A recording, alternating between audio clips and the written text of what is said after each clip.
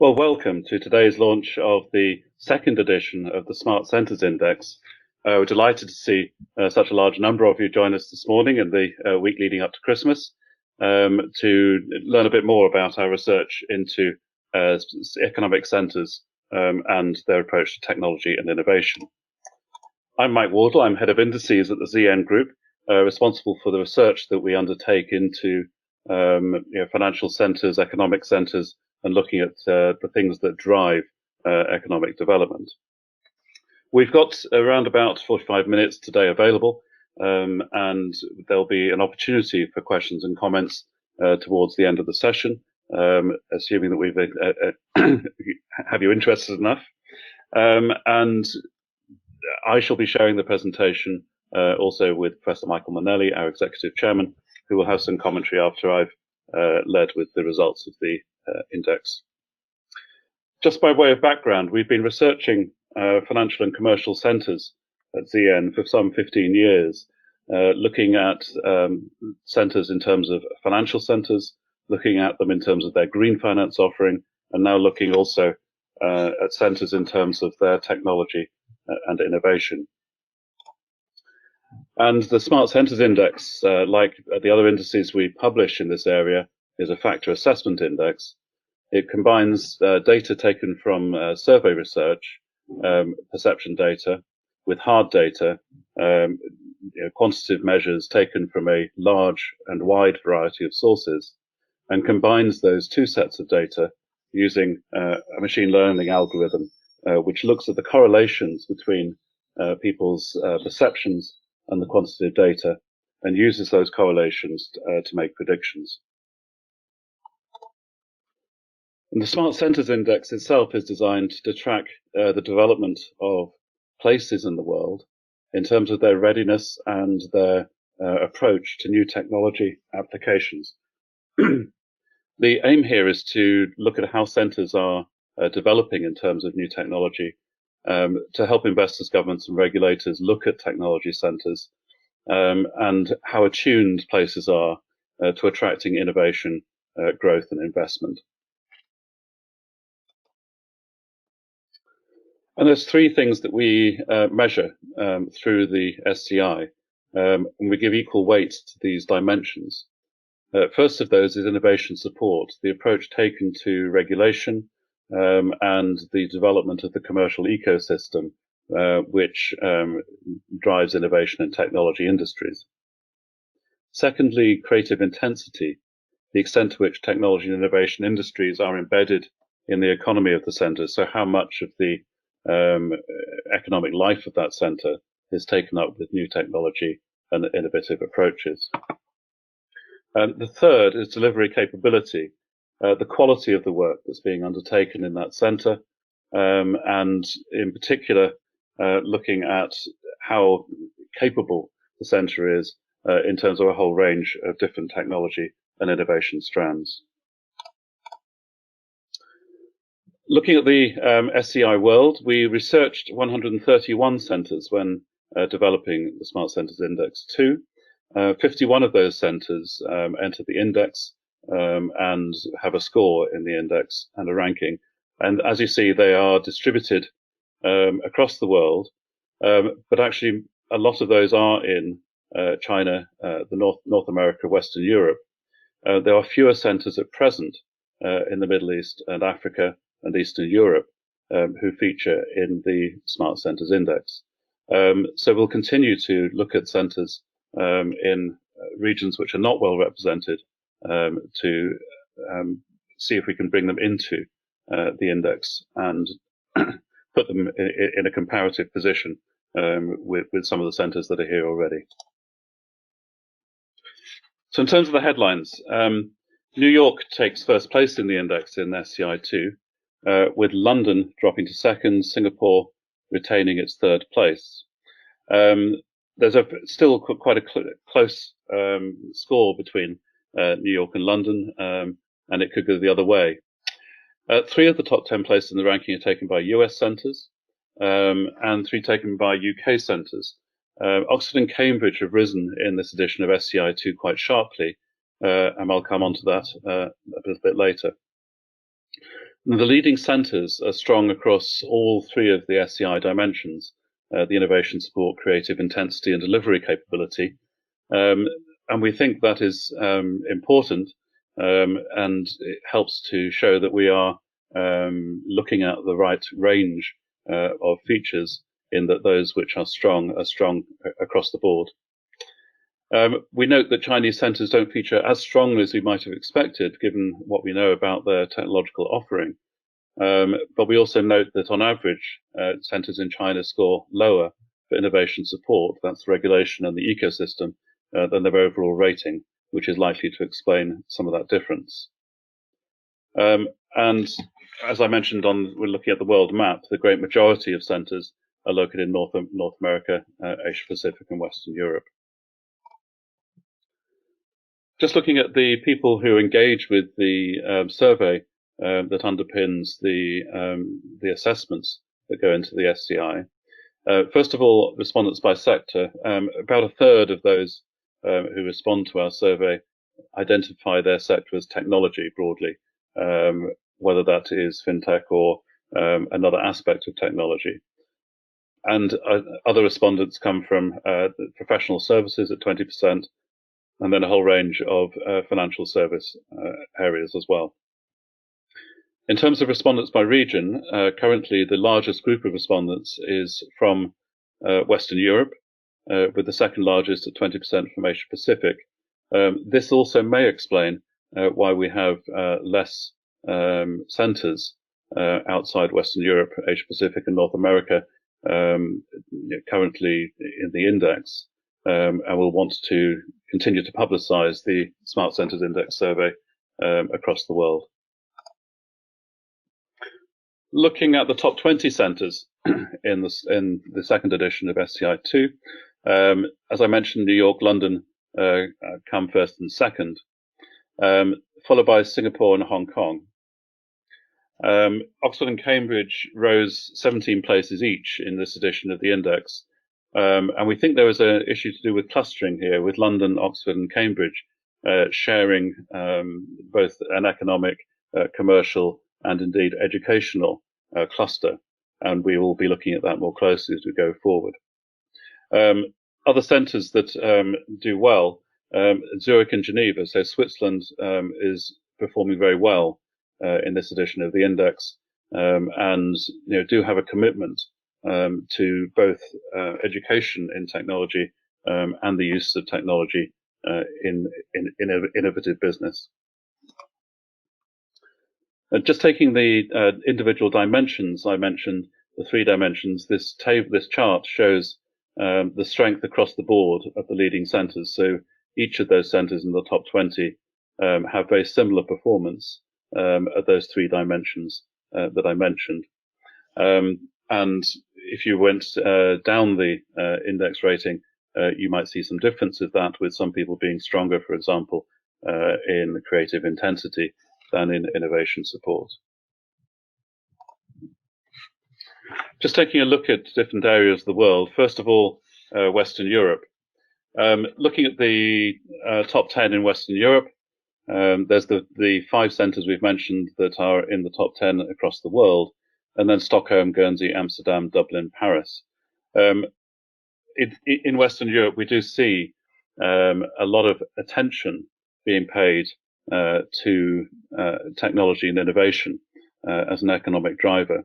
And we would expect to see continued strength in Europe, but also continued competition amongst Western European centres. And one area where Western European centres are comparatively strong is in the area of innovation support, the regulations and the development of an ecosystem which encourages technology and innovation to take place. Going on to North America, we've got 3 centres in the top 10, other centres performing very well, and most centres in North America in the top half of the index. Washington, DC, and Toronto rank significantly higher for delivery capability, that's the kind of quality measurement, than they do in other dimensions. And as we move forward, I think centres will start to see where their strengths and weaknesses lie in terms of these three dimensions of the Smart Centers Index. Moving to Asia Pacific, Singapore and Hong Kong are in the top 10, taking third and fourth place in the index. As I mentioned earlier, Asia Pacific centers generally score lower in the innovation support dimension of the Smart Centers Index, and this will hold back their overall ranking for a little while until that changes. In particular, we know the strength of Chinese centers in terms of technology development, and we might expect to see those centers change their position in the index over time. There are 6 centers from other parts of the world who are in the SCI. New entrant Tel Aviv, that didn't feature in the first edition of the index, enters the index in 11th place, which is a very strong performance. In this group, Dubai is in second place in the other regions table, along with the Cayman Islands. Along with the Cayman Islands, Dubai scores very highly for creative intensity. That's the amount of work that's going on in that center. Just looking briefly at the areas that we use in the SCI in terms of the quantitative measures, they're grouped into 6 areas of technology, financial services, reputation, business environment, human capital, and infrastructure. And under each of those areas, we have a group of quantitative data measures that we use to do our analysis. And taking each of those in turn, we can run the index model to produce a different ranking based on the strength of centers in those 6 areas that I mentioned. On this measure, for example, Singapore actually takes top place in technology and for reputational business, and Hong Kong scores very highly in terms of human capital. And so centers can look across these kind of analyses and see where they have particular strengths in relation to their competitors. I might pick out, for example, Tel Aviv, who we mentioned have performed very well as a new entrant and sit at 8th for human capital as opposed to 11th overall in the index. Oxford and Cambridge in the UK score very highly on technology and on human capital, as you might expect. But there's a range of ways we can cut the data, and this gives an indication of how the data looks, looking at each of those areas of competitiveness. We also measure reputational advantage. This takes the difference, if you like, between the raw assessments that people are given in our survey work and the rating that they receive in the overall index. People with a reputational advantage are probably have a higher reputation than would be demonstrated by the quantitative and hard data alone. So places that on this list, on the reputational advantage list, need to pay some attention to the underlying strength of their infrastructure and ecosystem to match the reputation that they have. I'm going to turn over to Professor Michael Minnelli now for his observations on the index before we move into questions and answers. Over to you, Michael. Well, thank you very much, Mike. What I really wanted to talk about was the index in 4 slides, if I might. Just moving to sort of the first slide. One of the things about any index of this nature is a tendency that people have to take the ratings as almost absolutes. That, for example, congratulations Tel Aviv at coming in at 11, but that 11 is better than 12 and slightly worse than 10. And that may be true in aggregate over long periods of time. But the true use of an index like this is to get in and delve through the data, because there are many, many different ways of cutting this, many, many different ways of rating centers. And we are trying to add to that knowledge rather than detract from it. And so please do not oversimplify. I think the second point I'd like to make is that a lot of people question, why do we focus on cities and centers?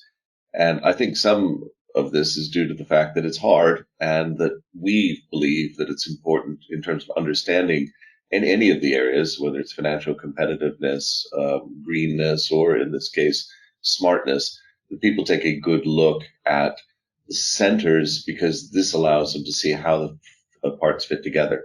Otherwise, you're trying to look at this on very much a global scale. However, it does cause a number of analytical issues, and I'll touch on a few of those if I might. Anyway, one of the things that we're particularly keen on is trying to define smart itself. Smart actually comes from an old English word, smörten, or in modern German, schmerzen, which actually means a pain, a sharp stabbing pain. And when one goes into one of these centers, what you're really looking for is a sense of uncomfortableness. Things are moving here. They're really moving fast. And of course, aligned with that is excitement of some form. At the moment, the big hype is about the fourth industrial revolution. So if you consider the first industrial revolution in the late 1700s and 1800s to be very much sort of iron and steel, second industrial revolution around the turn of the last century might be seen to be sort of electricity and manufacturing. A third industrial revolution, arguably starting in the 60s, was about computing and connectivity. And today, the hype of the fourth industrial revolution is about the all interconnectedness of everything. So cyber capabilities integrated with the physical world on an internet of everything. And whilst there's hype to all of these things and consultancies trying to make money out of it, nevertheless, there is a grain of truth in it, or it couldn't be sold. And what we are seeing is intense amounts of integration. And that integration is in many ways eroding the concept of a city center being the place for innovation, and eroding the concept of cluster even, because it is now very much global.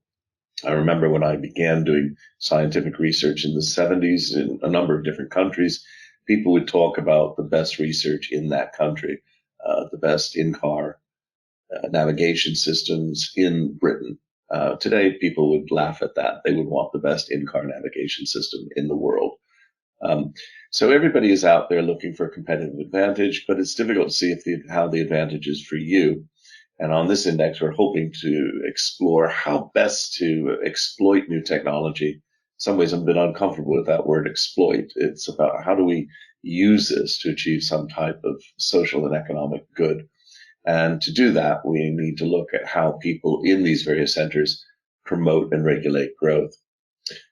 So on the next slide, I'd like to just touch on something that oddly comes out very strongly in the data. You might say, I'd assumed it, but in fact, as you dig into the data, it's very, very clear that education is the one thing, if you had to pick anything that matters. And that is particularly oddly higher education. And that's probably due to two things. The need for a locally balanced economy anyway, so most education money to do. But at the top end of the smart centers, what you're truly looking at is a mobile tertiary and postgraduate educational capability to do some of the outstanding work in technology.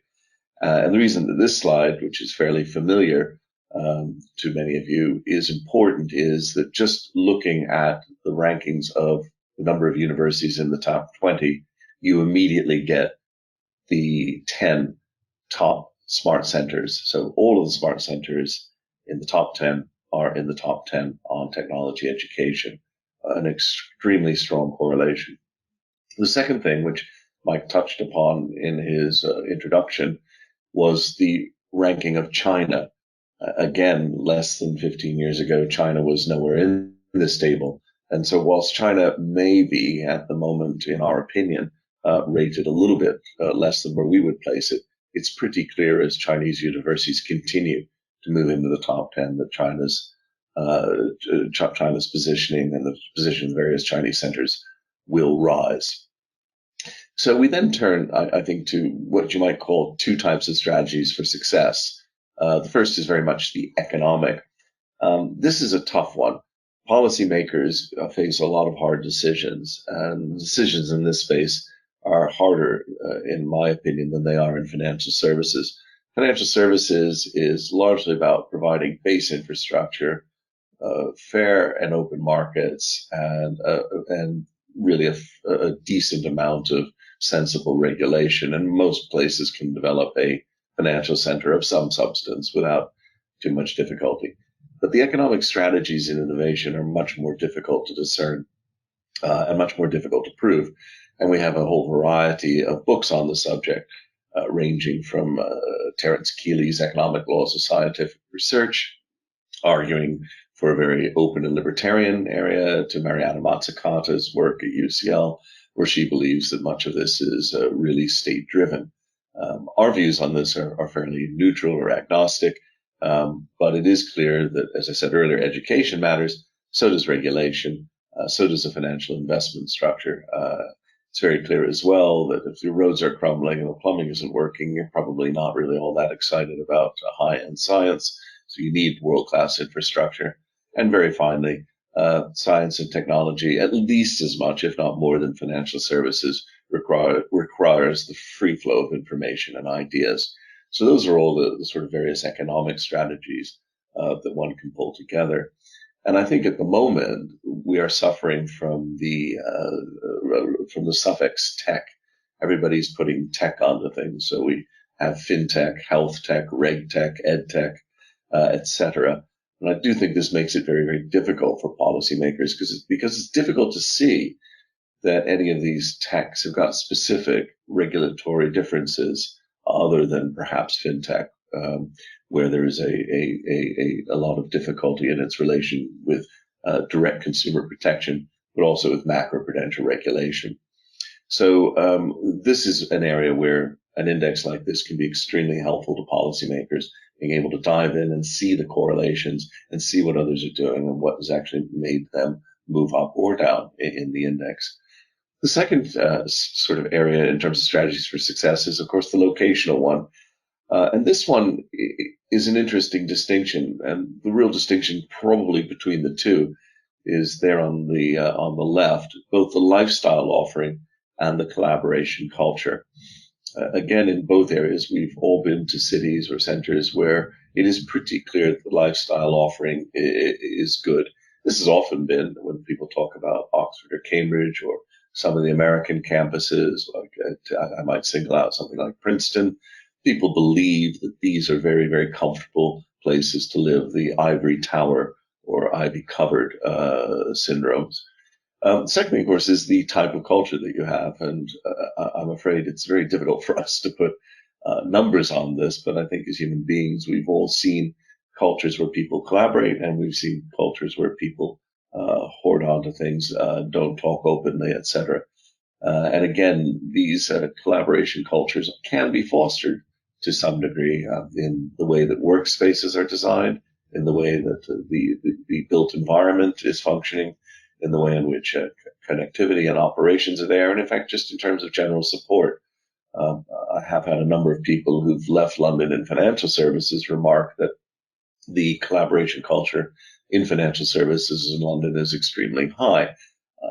As evidence, they frequently point to the number of free events that they can attend and the ability to talk to competitors about what's going on in their business, and for the competitors to give them reasonably straight answers. And the same applies to science, to technology, and to education.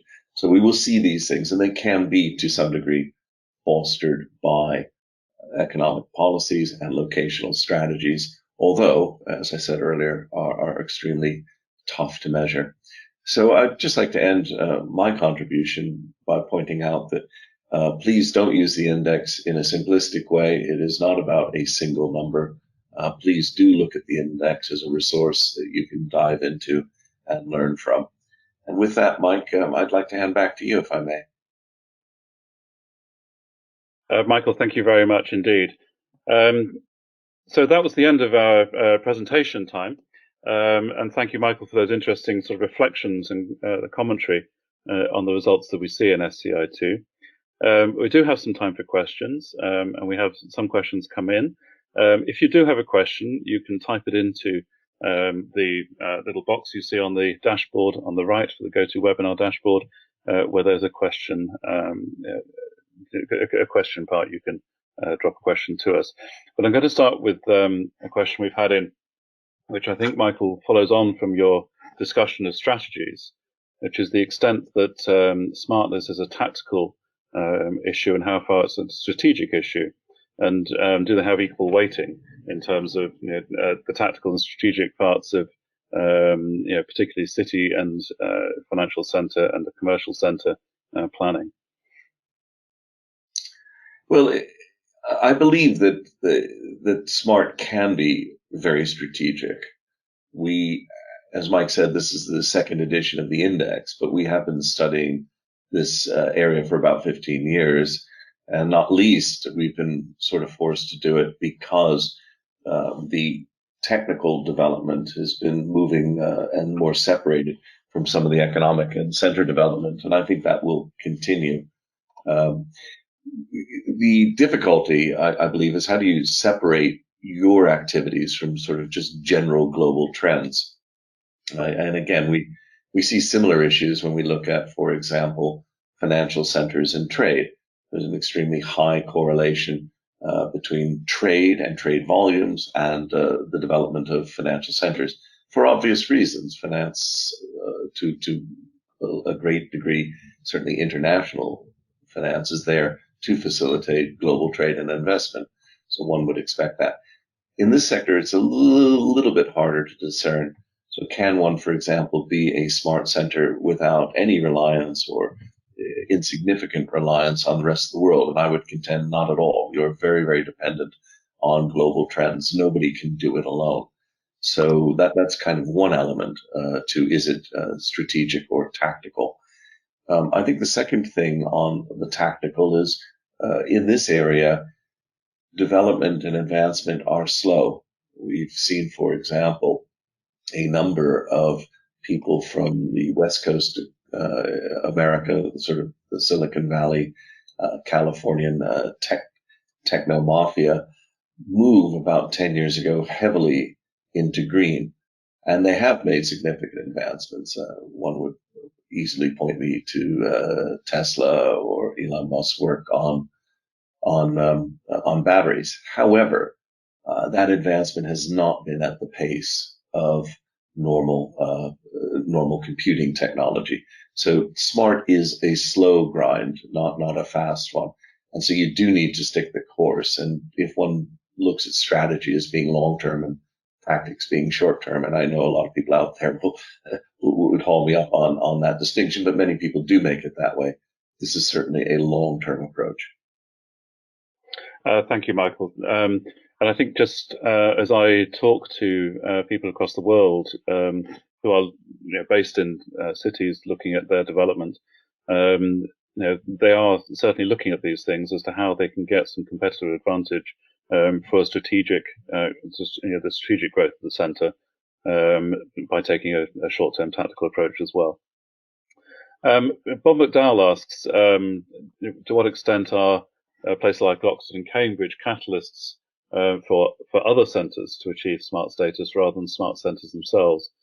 And I think that this is something that, as I mentioned in my presentation, we'll want to do a bit more work on, because the answer is probably both, that having centres of academic excellence, such as Oxford and Cambridge universities, and the spin-off industries that come from the concentration of scientific activity there, certainly will help places like London, where the money centre is in the UK, in terms of the development of innovation and technology.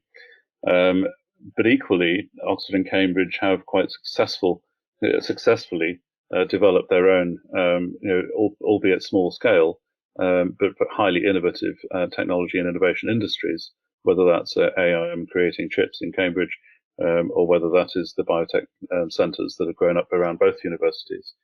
So I think the answer is actually a bit of both, that the closeness to a major financial centre means that they do have access to investment and the markets that come with that. But equally, those two cities have been successful in spinning off their own technological industries in their local area. Michael, did you want to add anything to that? Well, yeah, I think Bob's got a great question there because he's really putting his finger on a sore spot, or should I say a smart spot. uh, and, and he's quite right that we as analysts are having great difficulty analyzing cities full stop. And this is a particular element of it. So let me just to take, for example, a look at Princeton. So Princeton is in New Jersey. It's not in New York. But it's an hour or so from New York if you speed a little bit. Is it part of the New York cluster? Is it not? It's a great place to live. One can have one's views on New York City, but and so where do we draw the line here? To some degree, if you build a wonderful house and a great home, you'll have no trouble. Everybody will want to move in. But part of that is how close that home is to other facilities. And it's a tough one there. How often does an academic, and I don't mean to focus just on academics because it's technologists, et cetera, need to go into New York if they live in Princeton? If they were in Minnesota, would this bother them, or Iowa or something? How much is that? And it's very difficult to put a number on that. And whatever the number is, it's an average, not the range, the very wide range of an academic who might go to the theater once every other year versus some academic who feels they need to buzz in and see the relations. So we have a lot of difficulty on that. Returning to Bob's point, though, on Oxford and Cambridge, these are particularly problematic, prestigious universities with extremely high reputations. But I was actually living and working and developing a tech business in Cambridge in roughly 1981. So this is before the Science Park and all were successful. And I can attest that the town-gown divide was extremely strong. And there was very little interaction that built up many of the tech businesses in Cambridge. What did happen was that people had moved there, decided to move into business, having graduated, maybe didn't have that great a relationship with the university, but they were still located there. Now, Cambridge, towards the late 80s and early 90s, began to take advantage of that quite smartly, but it wasn't quite the way that it evolved. And to a large degree, the reason that I was located there was because of London. It was an hour from London, but I was running a business that required a lot of space. Space in those days in Cambridge was far cheaper than in central London. So I was based there because of London, not at all because of Cambridge. And I must say, during many years of running that business in cartography, laser line following, digitizing, all sorts of things that the university could have contributed to, we had no contributions from Cambridge University in those days. Another thing that's often unremarked, and this is again where the university league tables cause difficulties, because Oxford and Cambridge are numbers 1, 2, and 3, or whatever they are. Harvard, I think, is 1, so blah, blah, blah. But UCL is 5th. UCL is 5th in the world, is very much a London university, and in total, much larger than Oxford and Cambridge combined. And in addition, London has some 45 universities, again, compared to Oxford and Cambridge. So it's difficult to see where the cluster ends and where it starts. And I would contend that we're going to continue to do analysis in this space. And there is a lot of actual what is called cluster analysis in statistics, which has not produced any conclusive results, but we would like to figure out, should they be seen as separate centers? Should they be seen as satellites? Or should we just forget it and kind of call it the Southeast of England Innovation Cluster? Thank you, Michael. And that leads nicely into a question we've also had, which is about which country within the country or region, how much interdependency is there between centres, which is exactly the point we're making. And I think you could make the same argument as we've just been talking about in terms of the Southeast of England, in terms of parts of China, or parts of Asia, and the fact that we have groups of centres which are close to each other probably adds to that whole question of the creative intensity, how much technology takes place in the centre, but also the question of quality, the delivery capability, because people will move around between businesses and between centres that are close to each other in a particular region or country. And generate new ideas and work with each other. But again, in terms of our analysis, the thing we are struggling with a bit is that location is becoming less and less important to the way that you do business. So the fact we're on a webinar this morning with people joining us from other parts of the world, including Japan this morning, shows us that location is not quite as important as it might have been once. And we'll continue to try to do analysis on this whole question of whether being in co-located, whether in a region or a country, is as important as being well connected. And so that whole question of co-location against good connection, I think, is one that will continue to be a focus of our interest as we take our analysis forward. Michael, any last thoughts on that? Yeah, well, quite a few actually. One of the things to me is where centers are very bound nationally is on that policy framework area. The national policies bind the centers together in interesting ways. Second thing I'd point out is pairings and other groupings. It's quite interesting, the question before this one at Oxford and Cambridge. Oxford and Cambridge have resisted quite a bit pairing with each other. There's much muted for 50 years has been a corridor between the two because policymakers see the two as binding and potentially stronger if they were together. And the two have really not shown that much interest in having a corridor between them. They'd rather have the stronger corridors down to London. So some interesting pairings there at the university level. But then if you move to city level, it gets really interesting. So San Francisco has some intense pairings, interestingly, with Gujarat. So you've got a kind of the ability to develop a business in America and then use an Indian center for outsourcing. Similar things happened between Boston and Texas in the very early days of computing in the 70s and 80s, leading to companies like Dell, for example, thriving. So Boston was sort of the brains and Texas was sort of the build. So we had this, we've had these pairings, and a third country I'd like to single out in a very admiring way is Switzerland, where we saw Switzerland turning up brilliantly in our education, which again, for a country of 9 million is fantastic. But you're also looking at Geneva and Zurich, which don't pair very often together. Geneva pairing very strongly with the Francophone countries, and Zurich pairing very strongly with the Teutonic countries. So ETH is a renowned institution, as is the University of Geneva.